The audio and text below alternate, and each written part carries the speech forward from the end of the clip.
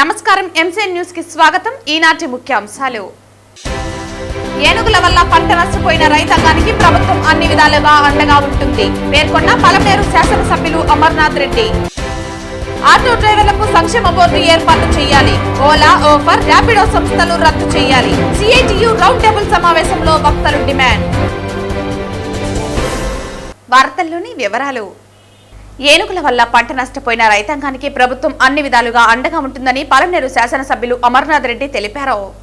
శుక్రవారం పలమనేరు తెలుగుదేశం పార్టీ కార్యాలయంలో ఏనుగుల దాడి వల్ల పంట నష్టపోయిన బాధితులకు, ప్రాణాలు కోల్పోయిన ఓ వ్యక్తి కుటుంబానికి ప్రభుత్వం నుండి 12,77,800 రూపాయలు నష్టపరిహారాన్ని ఎమ్మెల్యే అమర్నాథ్ రెడ్డి చేతుల మీదుగా అందజేశారు.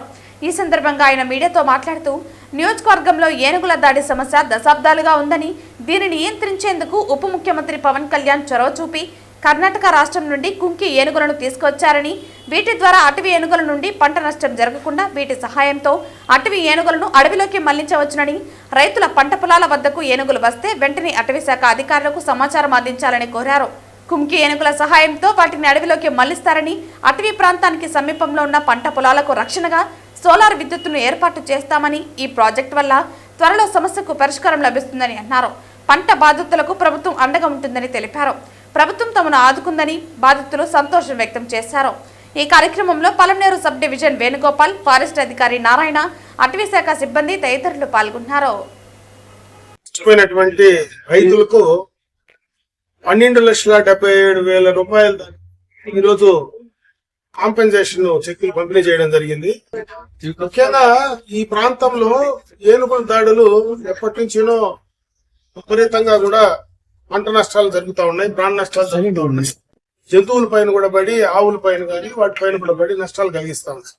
దానికి ప్రభుత్వ పరంగా అన్ని రకాలైనటువంటి చర్యలు తీసుకోవడం జరుగుతూ ఉంది. దానికోసమే ఈ రోజు మనము కుంకి ఏనుగుల ప్రాజెక్టు కూడా ఇక్కడికి తీసుకురావడం. కుంకి ఏనుగుల ప్రాజెక్టు కూడా ఇప్పుడిప్పుడే అది పని కూడా మొదలు అవుతా ఉంది. అంటే ఇన్ని రోజులు ఆ ఏనుగులకు సంబంధించినటువంటి ట్రైనింగ్స్ గానీ, కావాల్సినటువంటి ఇన్ఫ్రాస్ట్రక్చర్ గానీ, దానికి కావాల్సినటువంటి ఆహారానికి కావాల్సినటువంటి పంటలు వేయడం గానీ అన్ని కూడా ఇప్పుడిప్పుడే దాదాపు 20 హెక్టార్లలో ఆ ప్రాజెక్టు కార్యరూపం దాలుస్తా ఉంది. త్వరలోనే పూర్తి స్థాయిలో ఆ కుంకి ఏనుగుల ద్వారా మరి ఏనుగు దాడులు నివారించడానికి చాలా వరకు ఉపయోగకరంగా ఉంటుందని అందరం కూడా భావిస్తా ఉన్నాం. అదే కాకుండా దానికి ఆ ఏనుగు ట్రైనర్స్ కూడా బయట నుంచి తీసుకురావడం, ఇక్కడ స్థానికంగా ఉండే వాళ్ళకు కూడా ఉద్యోగ అవకాశాలు పెంచడం, అన్ని రకాలుగా ఉపాధి అవకాశాలు కూడా దానివల్ల పెరుగుతా ఉన్నాయి. అదే కాకుండా ఏదైతే ఇప్పుడు ఈ యొక్క కుంకి ఏనుగుల ప్రాజెక్ట్ ఉందో దానికి ఆపోజిట్ లో 50 హెక్టార్స్ లో ఒక ఎకో టూరిజం, ఎలిఫెంట్ కి సంబంధించినటువంటి ఎకో టూరిజం ప్రాజెక్ట్ కూడా గవర్నమెంట్ ఆఫ్ ఇండియా పంపించడం జరిగింది. త్వరలోనే అది కూడా కార్యరూపం దాలిస్తే ఆ ప్రాంతం ఏదైతే ఇప్పుడు మనకు కాలువపల్లి దగ్గర ఉండేటువంటి ప్రాంతం ఏదైతే ఉందో అక్కడ పూర్తి స్థాయిలో ఒక టూరిజం సంబంధించినటువంటి ఒక ప్రాజెక్టు డెవలప్ చేయడమే కాకుండా ఈ ఏనుగుల దాడులను నివారించడానికి కూడా దాని ద్వారా ప్రయత్నాలు పూర్తి స్థాయిలో చేయడం జరుగుతూ ఉంది. ఈ రకంగా ప్రభుత్వ పరంగా అన్ని రకాలుగా కూడా చర్యలు తీసుకుంటున్నాం. ఇంకొక పక్క ఏదైతే సోలార్ ఫెన్సింగ్, ఏదైతే బయట నుంచి ఏలాడేటువంటి ఫెన్సింగ్, ఇదివరకు అయితే సోలార్ ఫెన్సింగ్ వేస్తే దాన్ని కూడా తక్కువని ఏనుగులు డ్యామేజ్ చేసినటువంటి సందర్భాలు ఉన్నాయి. ఇప్పుడు దాన్ని కూడా ఆ సోలార్ ఫెన్సింగ్ ఏనుగులు తొక్కకుండా పైన నుంచినే వేలాడేస్తే అది కంట్రోల్ అవుతుంది అనేటువంటి దానిపైన కూడా కొత్తగా తీసుకుంటున్నారు. ఇంకొక పక్క ఏనుగుల గుంపు ఏదైతే ఉందో దాన్ని కూడా ఒక చిప్ ఫిక్స్ చేసి వాటి యొక్క ఏ రకంగా వాటి కదలికలు ఉన్నాయో, ఎక్కడికి ఆ ఏనుగుల గుంపు వస్తా ఉంది, ఎటు నుంచి ఎటుపోతా ఉంది అనే దానిపైన కూడా త్వరలోనే కూడా దానికి సంబంధించినటువంటి ఒక ప్రాజెక్టు కార్యాచరణ కూడా తీసుకోవడం జరుగుతుంది. ఎందుకంటే దీనివల్ల ఒక పక్క కుంకి ఏనుగుల ద్వారా నివారించడం, ఒక పక్క ఏనుగుల యొక్క ట్రాక్ చేయడం, వాళ్ళు అవి ఎటు మూవ్మెంట్ ఉన్నాయో దాన్ని ట్రాక్ చేయడం, ఎక్కడైనా ఇవన్నీ తప్పించుకొని బయట పొలాలకు రావాలంటే అక్కడ ఉండేటువంటి సోలార్ సంబంధించినటువంటి ఫెన్సింగ్ వేయడం, ఇది కూడా తప్పించుకొని ఎక్కడైనా పంటల మీద పడో ప్రాణ నష్టం జరిగితే ప్రభుత్వ పరంగా కాంపెన్సేషన్ వేయడం. ఈ క్రాప్ కాంపెన్సేషన్ చెక్స్ ఏనుగుల వల్ల దాడి, క్రాప్ డ్యామేజ్ జరిగిన తర్వాత క్యాటిల్ కిల్స్ జరిగిన తర్వాత హ్యూమన్ డెత్ జరిగిన వాళ్ళకి కాంపెన్సేషన్ చెక్స్ ఎమ్మెల్యే ద్వారా అమర్నాథ్ రెడ్డి గారు అన్న ద్వారా ఇవ్వటం జరిగింది. సుమారు ఈరోజు 77 చెక్కులు క్రాప్ కాంపెన్సేషన్, తర్వాత ఒక హ్యూమన్ డెత్ కి ఆల్రెడీ 5 lakhs ఇంతకుముందు పే చేసి ఉన్నాము. పుష్పమ్మ అని శంకరప్ప భార్య అనమాట. శంకరప్ప అనే అతను ఏనుగుల చేత అక్టోబర్ నెలలో పోయిన ఇయర్ 2024 అక్టోబర్ నెలలో చంపబడినాడు. అందుకని అప్పుడు 5 లక్షలు ఇచ్చాము త్వరితగతిన ఆ రోజే. తర్వాత ఇంకో 5 లక్షలు ఈ రోజు ఎమ్మెల్యే ద్వారా పుష్పమ్మ అతని భార్యకి ఇవ్వటం జరిగిందండి. తర్వాత ఒక క్యాటిల్ కిల్ కేసులో ఒక 75,000 వరకు ఒకకి ఇవ్వటం జరిగింది కీలపట్ల పంచాయతీ సంబంధించిన వాళ్ళకి. ఈరోజు మనం ఏనుగులు క్రాప్ డ్యామేజ్ ఎక్కడ చేసినా కానీ, తర్వాత క్యాటికల్స్ కానీ ఇవన్నిటికి క్రాప్ కాంపన్సేషన్ త్వరితగతిన తెప్పించి ఇస్తున్నాము.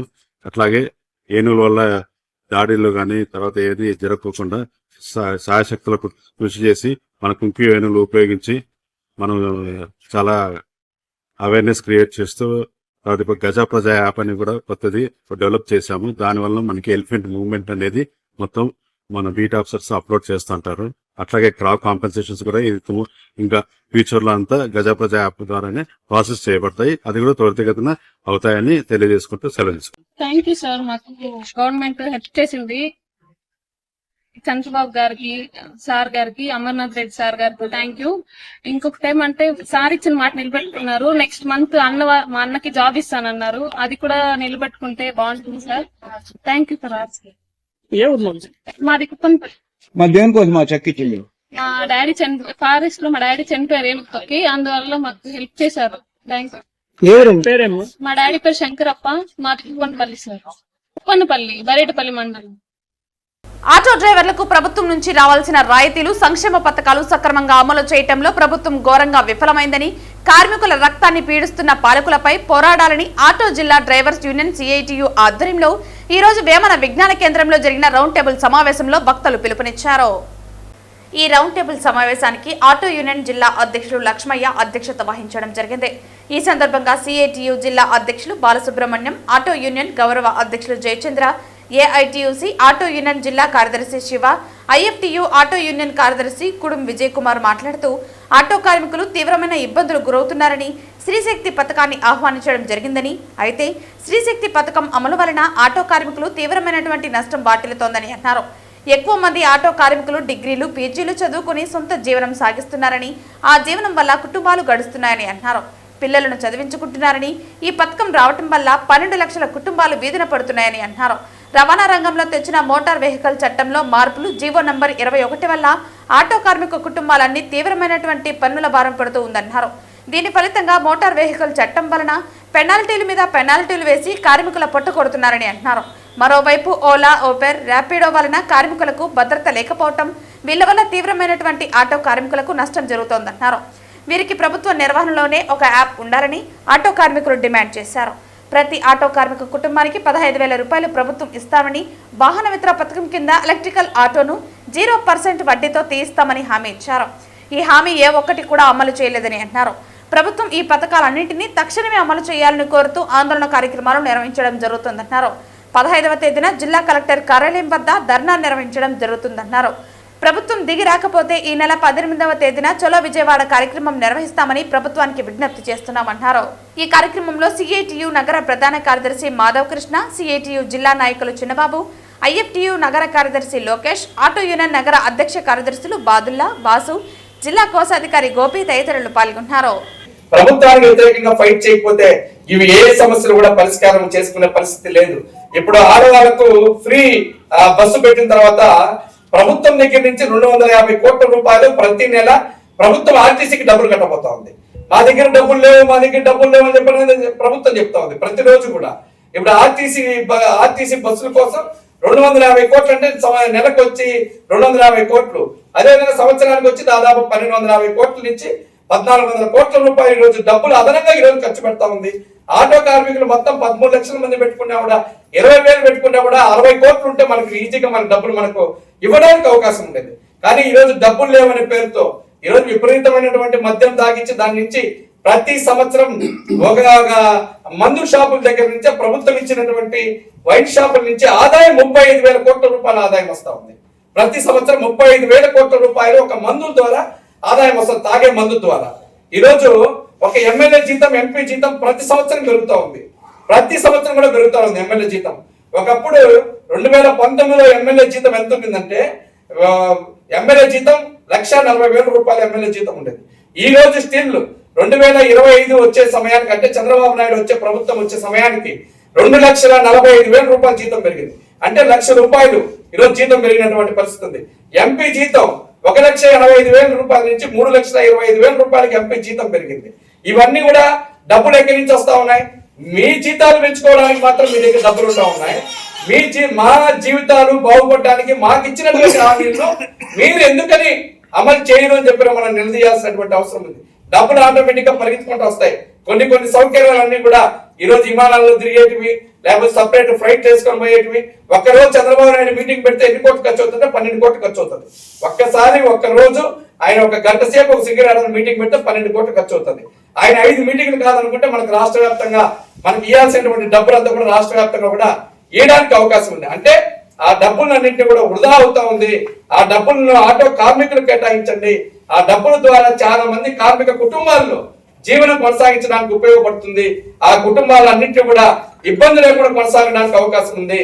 తిరుపతి జిల్లా నాగలాపురం మండలం టీపీ కోట మోడల్ ప్రైమరీ స్కూల్ ప్రధాన ఉపాధ్యాయులు వీరమంగళ వెంకటరమణ జిల్లా స్థాయి ఉత్తమ ఉపాధ్యాయ అవార్డును శుక్రవారం స్వీకరించారు. జిల్లా నుంచి పురస్కారాలు పొందిన 69 మందిలో 26 మంది స్కూల్ అసిస్టెంట్ స్థాయిలో ఉత్తమ ఉపాధ్యాయులుగా ఎంపికయ్యారు. జిల్లా నుంచి పురస్కారాలు పొందిన 68 మందిలో 26 మంది స్కూల్ అసిస్టెంట్ స్థాయిలో ఉత్తమ ఉపాధ్యాయులుగా ఎంపికయ్యారు.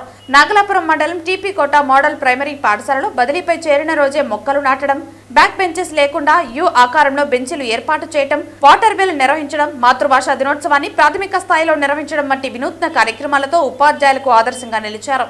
గత 25 సంవత్సరాలుగా ఉపాధ్యాయులుగా సేవలందించి విద్యార్థులకు విశేష సేవలను అందించినందుకు జిల్లా విద్యాశాఖ మరియు సమగ్ర శిక్షణ అధికారులు మోడల్ ప్రైమరీ స్కూల్ ప్రధాన ఉపాధ్యాయులు వెంకటరమణను జిల్లా స్థాయి ఉత్తమ ఉపాధ్యాయ అవార్డుకు ఎంపిక చేశారు. ఈ సందర్భంగా నాగలాపురం మండలంలోని విద్యాశాఖ అధికారులు, ఉపాధ్యాయులు హర్షం వ్యక్తం చేశారు. వార్తలు ముగించే ముందు ముఖ్యాంశాలు మరోసారి. ఏనుగుల వల్ల పంట నష్టపోయిన రైతాంగానికి ప్రభుత్వం అన్ని విధాలుగా అండగా ఉంటుంది పేర్కొన్న పలమనేరు శాసనసభ్యులు అమర్నాథ్ రెడ్డి. ఆటో డ్రైవర్లకు సంక్షేమ బోర్డు ఏర్పాటు చేయాలి. ఓలా, ఓఫర్, ర్యాపిడో సంస్థలు రద్దు చేయాలి. సిఐటియు రౌండ్ టేబుల్ సమావేశంలో వక్తలు డిమాండ్.